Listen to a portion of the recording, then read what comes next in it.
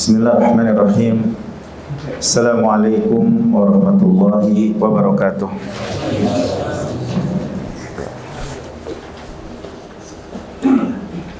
Innal hamdalillah nahmaduhu wa nasta'inuhu wa nastaghfiruh wa na'udzu billahi min shururi anfusina wa min sayyiati a'malina may yahdihillahu fala mudilla lahu wa may yudlil fala hadiya lahu. Asyhadu an la ilaha illallah wahdahu la syarika lahu iqraran bihi wa tauhida wa asyhadu anna Muhammadan abduhu wa rasuluh. Amma ba'd. Bapak Ibu jamaah Masjid At-Taqwa yang saya cintai karena Allah Jalla wa Ala.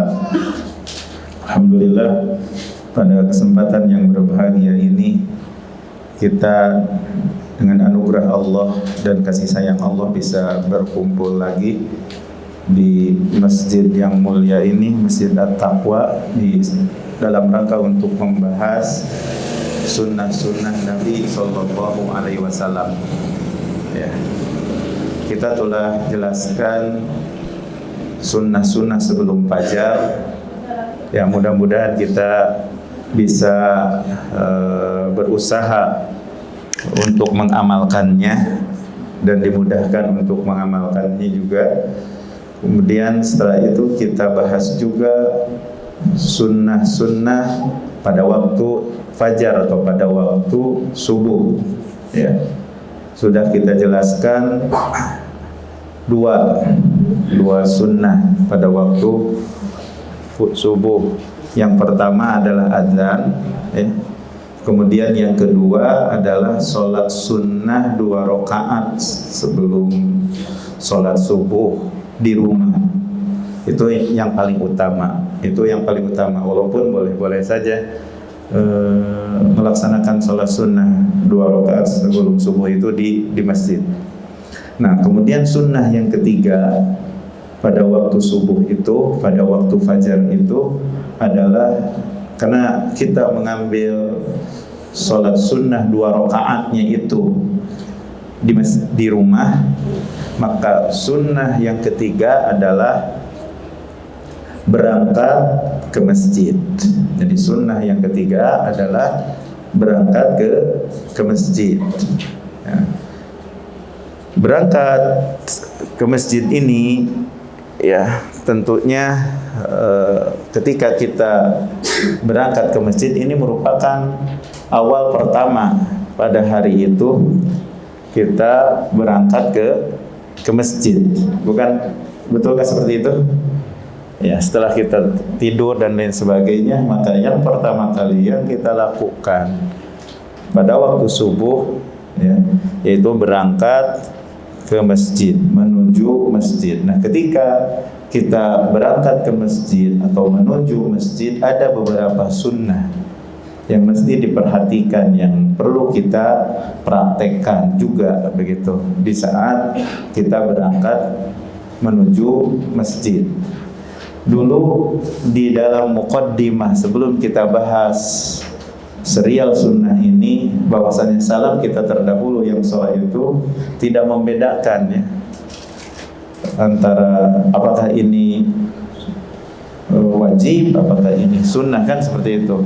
Karena mereka itu ingin menggapai pahala sebanyak mungkin, tidak mau terlewatkan kebaikan, seperti itu.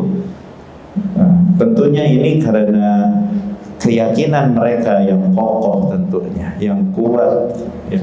Sehingga tidak ada satu kebaikan kecuali mereka bersegera untuk mengejarnya, ya. Makanya penekanan di dalam dakwah yang kita lihat dari sejarah Nabi SAW adalah memantapkan iman, memantapkan keyakinan. Karena kalau kokoh keyakinannya, kuat keyakinannya, maka akan menyingsingkan lengannya untuk berlomba-lomba di dalam kebaikan. Tapi kalau lemah keyakinannya, biasanya ya bermalas-malasan atau tidak tergerak hatinya untuk mendapatkan banyak pahala yang dijanjikan oleh Allah Subhanahu wa taala. Makanya dakwah Nabi kita Muhammad sallallahu alaihi wasallam apa? Pemantapan iman.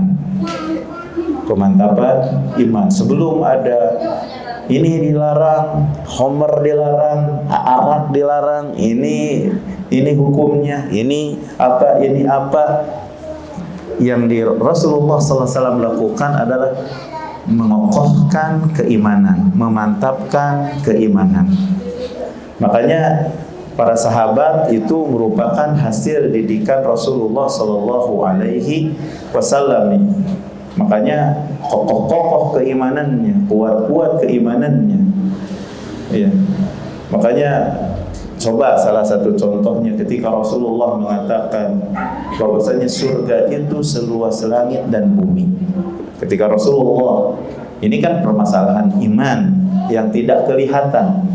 Bahwasanya surga itu di hadapan para sahabat, bahwasanya surga itu luasnya seluas langit dan bumi. Maka ada seorang sahabat yang bertanya, yaitu Umar bin Humam al-Ansari, begitu ya Rasulullah, luasnya seluas langit dan bumi? Betul, kata Rasulullah itu. Iya. Kemudian Umar bin Humam al-Ansari berkata, bahin. Rasulullah bertanya, apa yang membawamu, yang mendorongmu mengatakan bahin? Maka Umar bin Humam al-Ansari mengatakan, saya berharap termasuk penghuni surga. Kemudian kata Rasulullah, engkau termasuk penghuni surga. Padahal sudah dijamin oleh Rasulullah SAW sebagai penghuni surga. Kalau udah dijamin oleh Rasulullah SAW, mungkin kalau kita sudah aja udah ada jaminan masuk surga, diam aja, nggak usah beramal. Tapi tidak. Bagi para sahabat yang ditanamkan awal pertama di dalam dakwahnya itu adalah masalah iman, pengokohan tauhid, gitu kan? Maka pada waktu itu Umar bin Humam al-Ansari ini sedang mengunyah beberapa butir kurma. Alangkah lamanya hidup ini. Jadi orang yang kokoh keinginannya, yang kokoh keyakinannya, maka mewariskan apa? Mewariskan zuhud di dunia. Maka dia sedang mengunyah kurma. Alangkah lamanya hidup ini. Kalau seandainya masih saya mengunyah dan masih saya itu hidup, alangkah lamanya hidup ini. Kemudian dia keluarkan, kemudian dia bergerak, dan pada waktu sedang berperang lemparkan, kemudian berjuang, kemudian mati syahid. Itulah penanaman Rasulullah SAW. Makanya dalam hadis yang lain juga, dulu Jundub bin Abdullah mengatakan, kami adalah pemuda-pemuda yang kokoh, kami adalah pemuda-pemuda yang tangguh, kami pemuda-pemuda yang kuat. Maka kami mempelajari iman sebelum kami mempelajari Al-Quran. Maka tatkala kami mempelajari Al-Quran, maka semakin bertambah keyakinan kami. Makanya wajar mereka itu tidak membedakan apakah ini sunnah, apakah ini wajib. Yang terpenting ini merupakan kebaikan, akan dikejar bagaimana menggapai kebaikan tersebut. Nah, pada kesempatan yang bahagia ini, di antara sunnah, ya, di waktu fajar, di waktu subuh adalah berangkat ke masjid. Kemudian apa perkara yang sepantasnya dilakukan di saat kita berangkat ke masjid? Bergegas untuk pergi ke masjid, itu yang pertama. Bersegera, sunnahnya di waktu subuh itu adalah bersegera untuk berangkat ke masjid. Kenapa? Dalam sebuah hadis yang dibawakan oleh sahabat Abu Hurairah, semoga Allah meridai padanya, dia berkata, qala Rasulullah sallallahu alaihi wasallam, Rasulullah sallallahu alaihi wasallam bersabda, "Lau ya'lamuna ma fit tahjir lastabaqu ilaih." Kalau seandainya mereka mengetahui apa yang di dalam tahjir, tentu mereka akan berlomba-lomba kepadanya. Yang dimaksud dengan tahjir adalah bersegera untuk melaksanakan sholat. Salaf kita terdahulu yang soleh, mereka sangat bersemangat untuk bersegera menuju masjid. Sa'id bin Musayyib, dia mengatakan, tidaklah seorang muadzin mengumandangkan azan semenjak 30 tahun kecuali aku sudah berada di masjid. Coba bayangkan, tidaklah muadzin mengumandangkan azan semenjak 30 tahun lamanya kecuali aku sudah ada di masjid. Itu kesemangatan salaf kita terdahulu yang soleh. Begitu. Kita bagaimana? Kita bagaimana? Masbuk. Kita bagaimana ya? Sa'id bin Musayyib juga mengatakan, aku tidak pernah mendengar suara adzan ketika aku bersama keluargaku semenjak 30 tahun. Berarti pas adzan sudah ada di masjid. Kalau kita selalu masih sedang di rumah. Kalau kita, itulah salaf kita terdahulu yang soleh. Makanya kita mesti meniru orang-orang terdahulu yang soleh itu. Kenapa? Itu salah satu sebabnya. Makanya di dalam mempraktekkan Al-Quran dan Sunnah, dalam memahami Al-Quran dan Sunnah itu ya harus merujuk bagaimana pemahaman salaf terdahulu yang soleh, bagaimana pengamalan salaf kita terdahulu yang soleh. Begitu. Karena lihat soleh namanya, salaf yang soleh, bukan salaf yang durhaka. Salaf yang durhaka siapa? Abu Lahab juga kan salaf kita, tapi salaf yang salah. Salah gitu kan? Ya. Kemudian Bapak Ibu, saudara-saudari yang dimuliakan Allah Subhanahu wa taala, yang kedua, sunnah yang kedua, ketika kita menuju masjid, berangkat ke masjid, dalam kondisi di rumah kita sudah berwudu, kita sudah bersuci, biar mendapatkan pahala dalam setiap langkah kaki yang kita langkahkan. Jadi yang kedua, saat kita keluar dari rumah dalam kondisi kita sudah bersuci, dalam kondisi kita sudah berwudu, biar setiap langkah kita dicatat pahala oleh Allah Subhanahu wa ta'ala.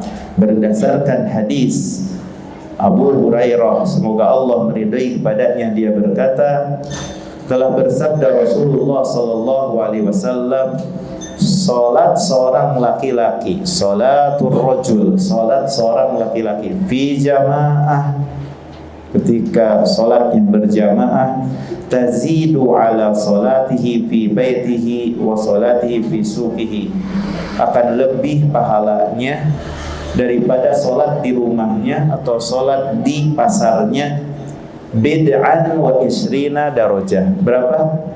Lebih daripada 20 tingkatan, 25 atau 27 tingkatan.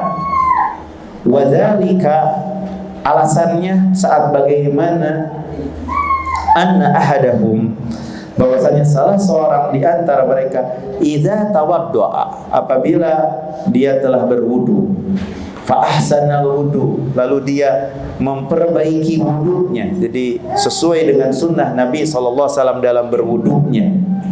Tsumma atal masjid, kemudian dia menuju masjid. La yanhazuhu illa salat, tidaklah yang mendorongnya kecuali untuk melaksanakan salat.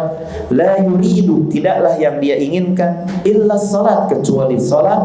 Falam yakhtu khutwatan, tidaklah dia melangkahkan satu langkah illa rufi'a lahu biha darajah, kecuali akan diangkat dengan satu langkah itu derajat, tingkatan. Wa khutta anhu biha khati'ah, dan dengan langkah yang satunya lagi akan menghapus kesalahan. Dalam riwayat yang lain, langkah kanan akan mengangkat derajat, langkah yang kaki kiri akan menghapus dosa. Hatta yadkhulal masjid, sampai dia masuk masjid. Kalau langkahnya banyak, semakin derajat tingkatannya, pahalanya banyak. Ketika kita berwudu dulu, bersuci dulu, kapan? Sebelum kita berangkat ke masjid. Ketika kita berada di mana? Di rumah, kita bersuci dulu. Fa idza dakhala al-masjid kana fi shalat ma kanatis salat hiya tahbisu. Apabila masuk masjid, dia berada dalam salat, selama salatlah yang membuat dia tertahan. Wal malaikatu yusalluna ala ahadikum ma dama fi majlisihi alladhi shalla fi. Malaikat mendoakan salah seorang di antara kalian selama orang tersebut ada di tempat duduknya yang dia salat di tempat itu. Yaqulun, mereka malaikat mengatakan, Allahumma arhamhu, kasihanilah dia. Allahumma firlahu, ampunilah dosa. Allahumma tub alaihi, terimalah taubatnya. Malam yuaddi fihi, malam yuhdis fihi, selama dia tidak berhadas. Selama dia tidak berhadas. Ya. Itu dalilnya, dasarnya kenapa kita disunahkan, itu pahalanya yang begitu besar sekali. Orang yang penuh keyakinan tentu akan berlomba, tentu akan mengejarnya untuk mendapatkan pahala yang begitu banyak bagi orang yang bersuci dulu sebelum menuju masjid. Kemudian yang ketiga, sunnah yang ketiga ketika berangkat ke masjid itu adalah keluar dari rumah menuju sholat dalam keadaan tenang. Ketika kita keluar dari rumah menuju ke masjid untuk melaksanakan sholat, mesti kondisi kita dalam keadaan tenang dan berwibawa. Dalam kondisi tenang dan dalam kondisi berwibawa. Apa dasarnya?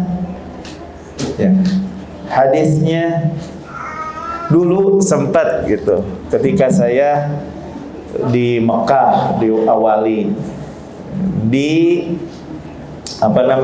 dikunjungi oleh teman yang kelas waktu dulu di Mualimin di Garogol, Pasien Persis nomor 73 Garogol. Waktu itu sedang umrohan, kemudian berkunjung ke rumah. Kemudian Faris waktu itu yang dulu pernah jadi imam di sini, dulu itu masih kelas 5 SD. Tapi dulu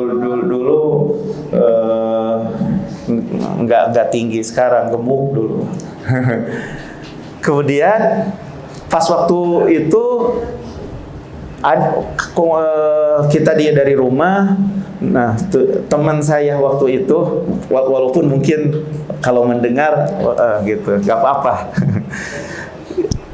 Dia takut terlewatkan takbir kan, karena sudah adzan. Lari-lari biar mengejar ke masjid. Kata Faris itu, jangan lari-lari, santai aja, tenang saja. Gitu. Ya, tenang saja. Akhirnya teman itu, ya ceritanya teman itu bilang ke saya, kemarin waktu saya mau sholat saya lari-lari sama Farid, dilarang biar tenang katanya. Nah, ternyata ini dalilnya. Dalam sebuah hadis yang dibawakan oleh sahabat Abu Hurairah dari Nabi SAW, Nabi SAW bersabda, "Idza sami'tumul iqamah," apabila kalian telah mendengar qomat untuk dilaksanakan sholat, azan udah selesai, terus kita mendengarkan qomat, kita itu masih ada di rumah, tentu kita pingin bersegera untuk mengejar takbir tentunya. Tapi bimbingan Rasulullah SAW di sini bagaimana? Apabila kamu telah mendengar qomat, famsu ila salat, berjalanlah menuju salat. Wa alaikum bisakinati wal waqar, hendaklah kalian berjalan dalam keadaan tenang, gak usah lari-lari, wal waqar, dan penuh kewibawaan. Wala tusri'u, janganlah kalian tergesa-gesa. Fama adraktum fasallu, apa yang kamu temui salatlah. Wa ma fatakum fatimu, apa yang terlewatkan dari rakaat tinggal kamu sempurnakan. Ini bimbingan, petunjuk, sunnah Nabi SAW, bahwa saat kita menuju masjid kemudian qomat dikumandangkan, santai saja. Inilah tuntunan Nabi SAW. Jalan dengan tenang, jangan dengan penuh kewibawaan.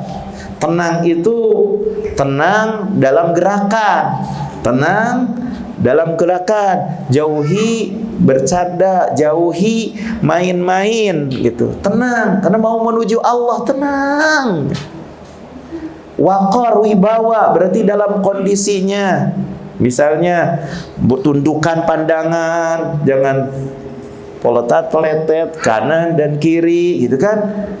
Tenang, tundukkan pandangan, suaranya direndahkan, tidak memoleh terlalu banyak menoleh. Itu namanya waqar, penuh kewibawaan. Orang yang penuh kewibawaan itu pandangannya ditundukkan, suaranya juga lirih, tidak kencang-kencang gitu kan. Kemudian tidak banyak menoleh. Itu orang yang berwibawa seperti itu. Betul enggak? Nah, Rasulullah SAW memerintahkan kepada kita ketika kita mau menuju sholat, ketika kita berjalan menuju masjid, perlu dalam kondisi tenang, enggak usah lari-lari, gerakannya tidak terlalu cepat-cepat gitu, dan juga dalam kondisi berwibawa, dalam kondisi berwibawa. Kemudian Bapak Ibu yang dimuliakan Allah Subhanahu wa taala, jamaah Masjid At-Taqwa, sunnah yang berikutnya yang keempat adalah mendahulukan kaki kanan ketika masuk masjid dan mendahulukan kaki kiri ketika keluar dari masjid. Ya, karena berdasarkan hadis, ada beberapa hadis. Ya. Ya, dulu Ibnu Umar, ya, radhiyallahu taala anhu, memulai birizlihil yumna ketika masuk dengan kaki yang kanan. Fa idza kharaja bada'a birizlihil yusra, dan apabila keluar dimulai dengan kaki kiri.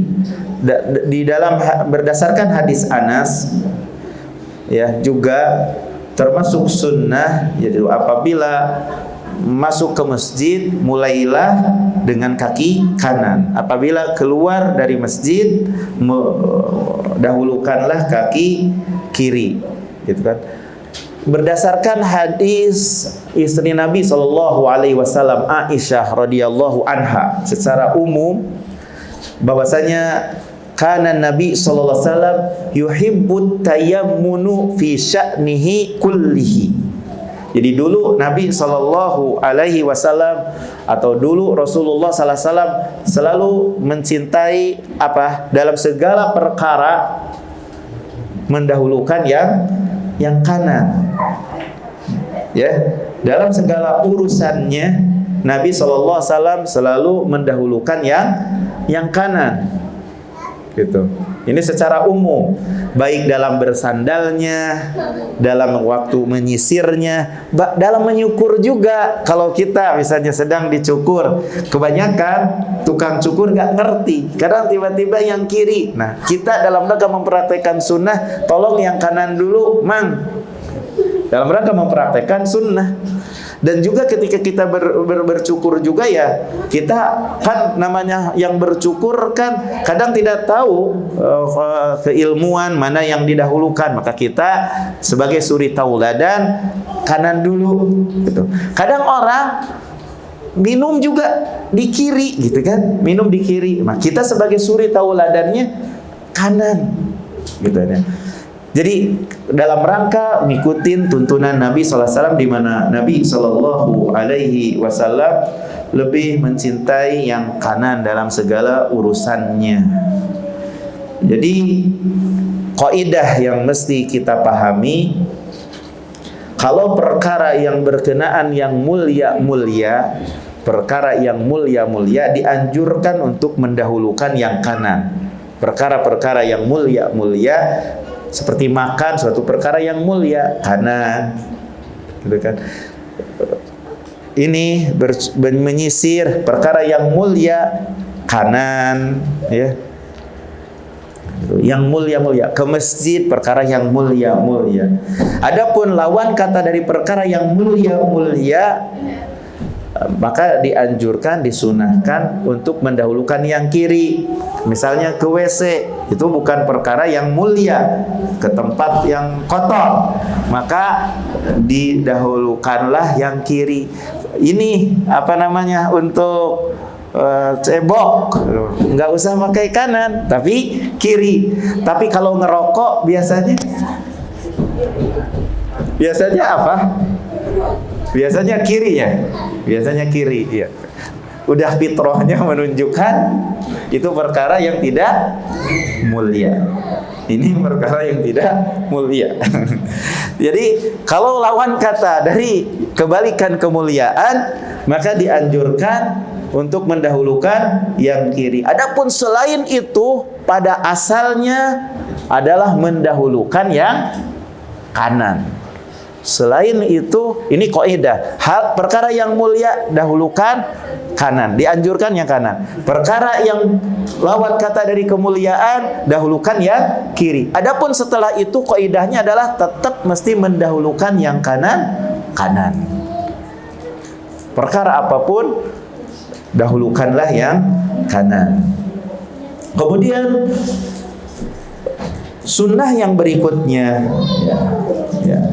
Tadi sudah 4 sunnah yang telah kita sampaikan ketika berangkat ke masjid. Pertama, bergegas ke masjid.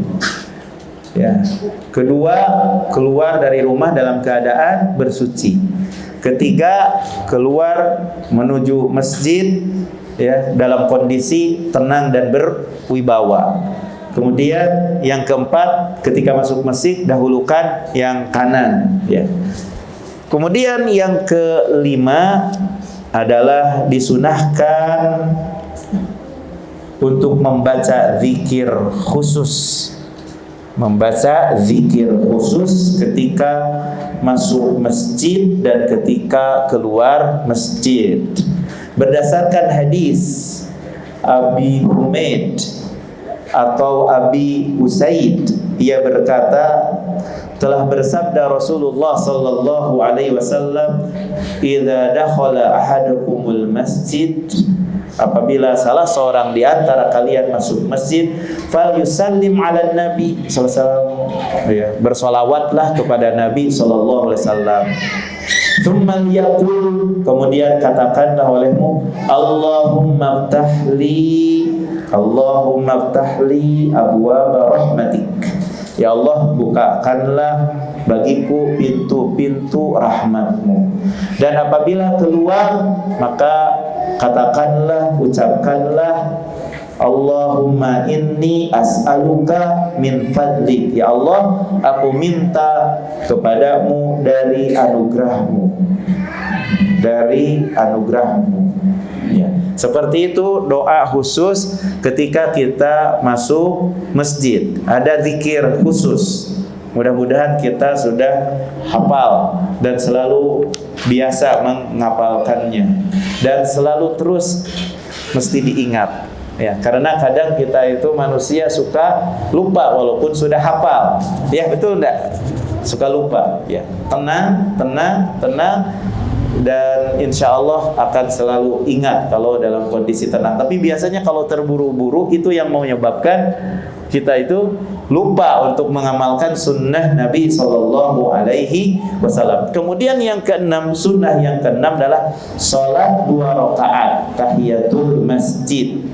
Nah, apabila kita datang bergegas menuju sholat, maka disunahkan untuk tidak duduk dulu sampai sholat 2 rakaat dulu. Nah, berdasarkan hadis dari sahabat Abu Qatadah, semoga Allah meridhai kepadanya, dia berkata, telah bersabda Nabi SAW, "Idza dakhala ahadakumul masjid," apabila salah seorang di antara kalian masuk masjid, "fala yajlis," janganlah duduk, "hatta yusalli rakaatain," sampai dia salat 2 rakaat. Tahiyat masjid ini cukup juga kalau kita sunnah qobliyah salat sudah mencukupi. Kalau seandainya subuh misalnya, kita tidak sholat sunat subuh di masjid, di rumah, kita sholat sunah subuh, qobliyah, fajar, maka itu sudah tahiyat masjid. Begitu pula zuhur atau sunnah duha, kita ke masjid pada waktu duha, kemudian kita melaksanakan sholat sunnah duha. Ketika masuk masjid di waktu duha, maka kita sudah melaksanakan sholat tahiyat masjid. Atau kita misalnya witir, jika kita melaksanakan sholat witir di masjid, ketika masuk ke masjid kemudian sholat witir, berarti kita itu sudah melaksanakan sholat tahiyat masjid. Atau kita pas datang masuk sedang melaksanakan sholat wajib, masuk langsung melaksanakan sholat fardu wajib, berarti kita sudah mengamalkan hadis ini. Janganlah duduk, ya, janganlah duduk sampai melaksanakan sholat dulu. Karena yang dimaksud dari tahiyat masjid itu adalah agar dohirnya hadis alla yajlisa fala yajlis, jangan duduk dulu sampai sholat. Karena di dalamnya terkandung melaksanakan sholat sebelum duduk itu dalam rangka menghormati masjid, dalam rangka memakmurkan masjid. Dengan apa? Dengan sholat. Jangan sampai kita datang ke masjid langsung duduk. Berarti ini masjid punya siapa? Masjid Allah. Ya, walaupun yang membangunnya berbeda-beda, tapi tetap ini adalah rumah yang suci, rumah yang paling dicintai. Tempat yang paling dicintai di muka bumi itu adalah masjid. Maka kita mesti beradab, kita beretika. Kalau kita misalnya ke rumah presiden, bagaimana? Ada tata keramanya. Kita sekarang masuk ke masjid Allah, Baitullah, rumah Allah, ada tata keramanya, adabnya, sunnahnya. Jangan duduk langsung di masjid itu. Tiba-tiba datang, cek aja. Sedang dalam kondisi sedang khutbah juga Nabi di waktu sholat Jumat, ada sahabat Nabi yang langsung duduk, kata Rasulullah, udah sholat belum? Belum, sholat dulu. Padahal Nabi SAW sedang apa? Khutbah Jumat. Begitu pula saat kajian dalam menuntut ilmu, sedang tiba-tiba kita kesiangan, kemudian kita dalam rangka untuk mengamalkan fala yajlis, jangan duduk sampai sholat dulu 2 rakaat. Sholat dulu, walaupun misalnya sedang kajian. Kenapa? Ini tata krama, adab, sunnah. Ketika masuk ke masjid jangan duduk langsung. Ketika masuk ke masjid jangan duduk langsung, kecuali kitanya memang nggak suci, kitanya nggak punya wudu, udah batal, itu berbeda lagi kondisinya. Ya. Kemudian Bapak Ibu, saudara-saudariku yang dimuliakan Allah Subhanahu wa taala, yang ketujuh, sunnah yang ketujuh, disunahkan bagi laki-laki untuk bersegera mengisi shop yang pertama.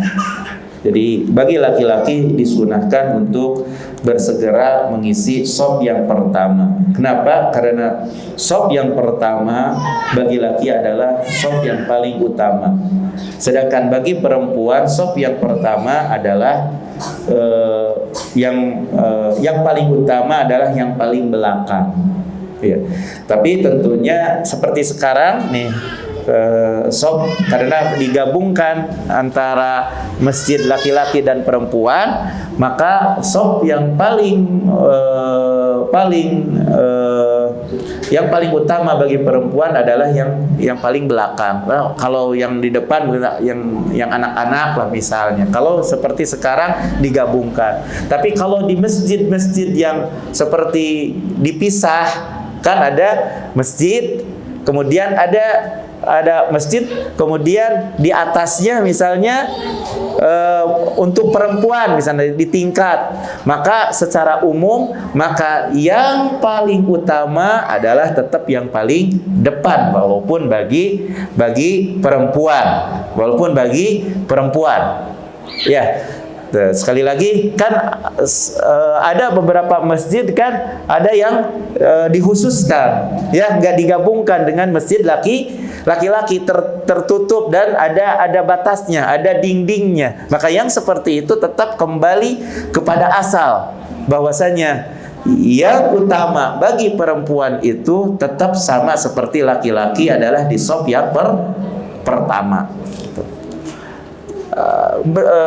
Sekali lagi bahwasanya ketika laki-laki maka disunahkan untuk bersegera untuk mengisi shop yang pertama, karena itu merupakan shop yang paling utama berdasarkan hadis Abu Hurairah, semoga Allah meridhai padanya, bahwasanya Nabi SAW bersabda, khairu sufufir rijal awwaluha.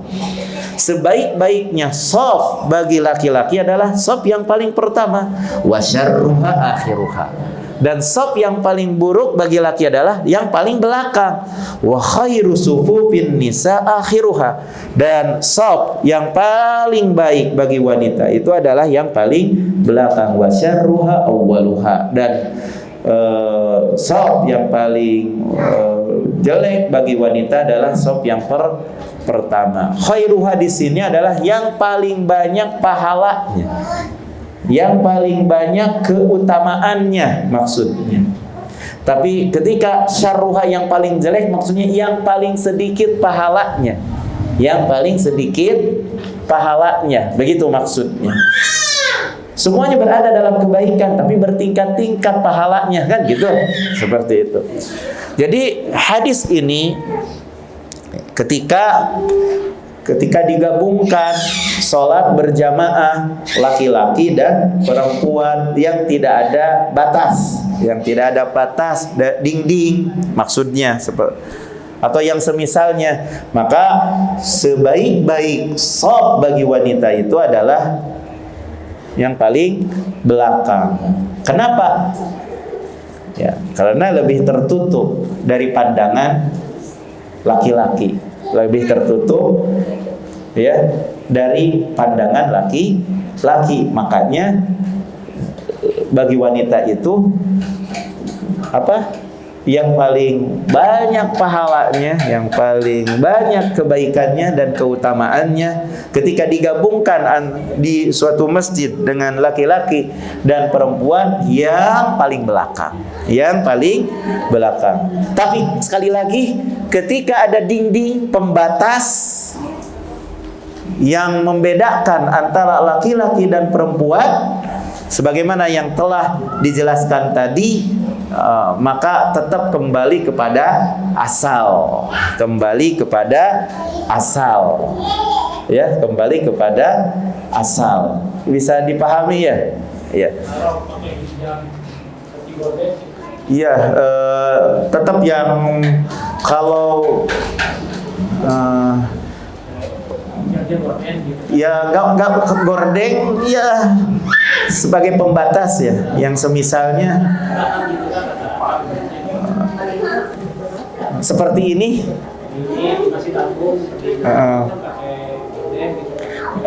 Tertutup nggak? Tertutup ya. Kalau tertutup, kalau tertutup dan tidak menjadi terlihat oleh pandangan laki-laki, kembali ke awal, karena ada pembatas atau yang misalnya gitu. Kalau ada apalagi kalau dinding pembatasnya yang sama sekali tertutup dan tidak kelihatan, atau pembatasnya tinggi yang tidak kelihatan sama laki-laki sama sekali, itu yang maksudnya itu kembali ke asal. Tapi kalau masih seperti kelihatan seperti ini, lebih baik di shop yang paling belakang. Kalau di masjid kaum betul-betul nggak kelihatan ya. Ya, itu berarti kembali kepada asal. Tinggi, ketika tinggi kembali kepada asal. Karena apa? Keutamaan shop yang pertama. Karena keutamaan shop yang pertama. Di antara hadis yang menjelaskan tentang keutamaan shop yang pertama, yaitu lau ya'lamun nas ma fi an-nida'il awwal was-saffil awwal. Kalau seandainya manusia mengetahui dalam shop yang pertama, summa lam yajidu, kemudian mereka tidak dapatkan untuk meraih shop yang pertama, illa an yastahimmu alaih, kecuali mereka mesti berundi. Lastahammu, tentu mereka akan berundi gitu.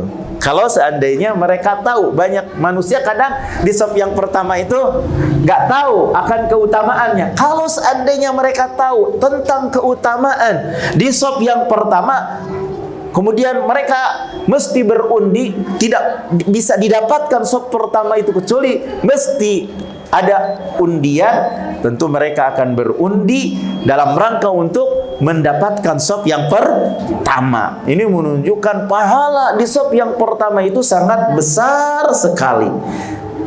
Kalau seandainya mereka mengetahui itu, bersegera menuju masjid itu utama, tentu mereka akan berlomba-lomba untuk datang ke masjid. Kalau seandainya mereka mengetahui apa yang ada di waktu sholat isya dan sholat subuh itu ada keutamaan, tentu mereka akan datang untuk melaksanakan sholat isya seperti sekarang ini, atau sholat subuh nanti, walaupun dalam keadaan mereka mesti merangkak, saking utamanya, besarnya melaksanakan sholat subuh dan sholat isya.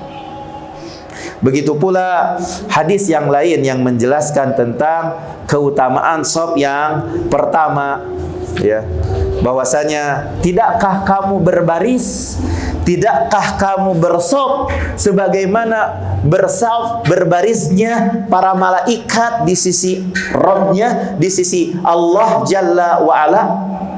Ya, ada azan azan dikumandangkan azan dulu, nanti dilanjut lagi insyaallah. Misalnya ketika memang tertutup dan lain sebagainya, kembali kepada asal. Itu karena berdasarkan beberapa hadis yang berkenaan dengan keutamaan shop yang pertama. Tadi dikatakan bahwasanya malaikat juga berbaris di sisi Rabb-nya. Terus para sahabat bertanya, berbaris ya Rasulullah, bagaimana ya Rasulullah cara berbarisnya, bersopnya para malaikat? Ya, mereka, kata Rasulullah, mereka menyempurnakan sop yang pertama dan merapatkan barisan. Mereka menyempurnakan sop yang pertama dan merapatkan barisan. Makanya kita berusaha untuk mempraktekannya ketika sholat untuk merapatkan barisan.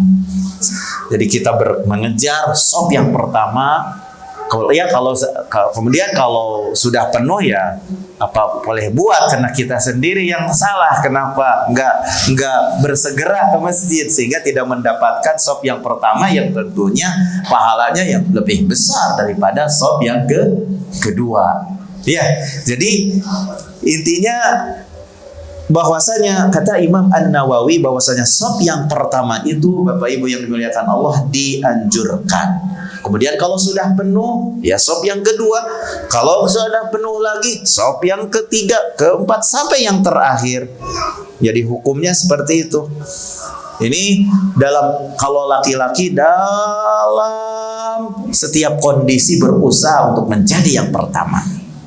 Begitu pula kata Imam Nawawi, wanita.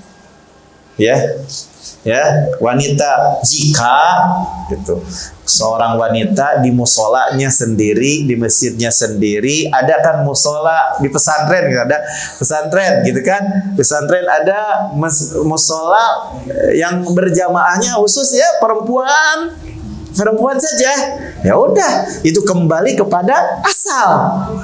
Bagi perempuan juga yang utama adalah shop yang pertama. Begitu pula apabila seorang wanita atau para ibu-ibu ya berjamaah gitu ya, berjamaah, kemudian yang tertutup dengan dinding kembali kepada asal. Tapi kalau seandainya, ini kata Imam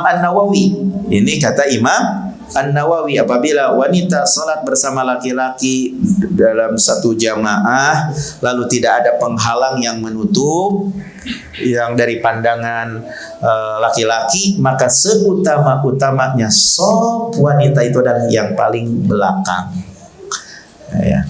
Berdasarkan hadis Abu Hurairah tadi, sebaik-baiknya shop bagi laki-laki adalah yang pertama. Seburuk-buruknya apa? Yang paling sedikit pahalanya adalah yang shop yang terakhir. Sebaik-baiknya shop bagi wanita adalah pahalanya yang paling utama adalah yang paling belakang. Dan yang paling sedikit pahalanya adalah yang shop yang pertama gitu. Kemudian yang ke-8, yang terakhir, sunnah ketika kita berangkat ke masjid adalah disunahkan untuk kita semuanya makmum itu dekat dengan posisi imam. Nah, tidak dibedakan antara yang mana, kanan atau yang kiri, yang jelas dekat dengan posisi imam. Umum ya, dekat dengan posisi imam. Ya, dari dua arah, baik yang sebelah kanan atau yang sebelah kiri. Itu yang jelas yang dekat ke imam. Kalau seandainya kita bermakmum di sebelah kanan tapi agak jauh daripada imam, terus ada yang di sebelah kiri tapi dekat dengan imam, mana yang paling utama?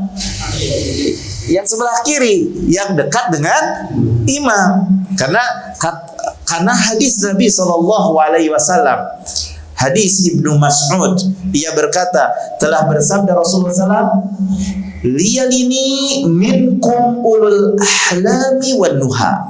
Liyalini minkum ulul ahlami wan nuha. Hendaklah mendekat dariku di antara kalian siapa? Orang yang sudah dewasa. Orang yang sudah dewasa, gitu. Orang yang sudah dewasa. Ya. Ini menunjukkan bahwasanya yang dekat dari imam, posisi dekat dari imam itu dituntut dari semua arah, baik itu kanan, baik itu kiri. Ya, itu saja mungkin yang bisa disampaikan. Mudah-mudahan 8 sunnah ketika berangkat ke masjid ini kita mendapatkan taufik dari Allah Subhanahu wa taala untuk bisa mengamalkannya.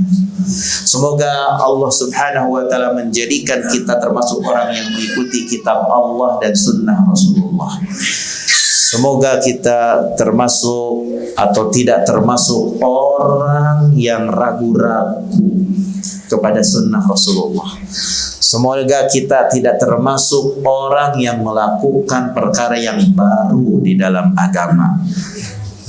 Kita meminta kepada Allah agar kita dijauhkan termasuk dari golongan orang-orang yang sepeninggalan Rasulullah malah melakukan suatu perkara yang baru yang tidak dicontohkan oleh Nabi SAW. Di mana pada hari kiamat orang yang melakukan perkara yang baru dalam agama maka akan jauh, sukon, jauh dariku. Ini bahaya. Suatu perkara yang baru dalam agama itu bahaya. Semoga kita dilindungi oleh Allah untuk bisa menghindari, untuk menjauhi perkara-perkara yang baru di dalam agama. Semoga kita dimudahkan untuk komitmen mengikuti sunnah Nabi SAW dan dijauhkan dari orang-orang yang meragukan kekomitmenan kita dalam beragama, mengikuti Al-Quran dan sunnah Nabi Sallallahu Alaihi Wasallam di atas pemahaman salaf kita terdahulu yang soleh. Jika ada hal yang perlu ditanyakan sebelum kita sholat, fal yatafaddal mashkura.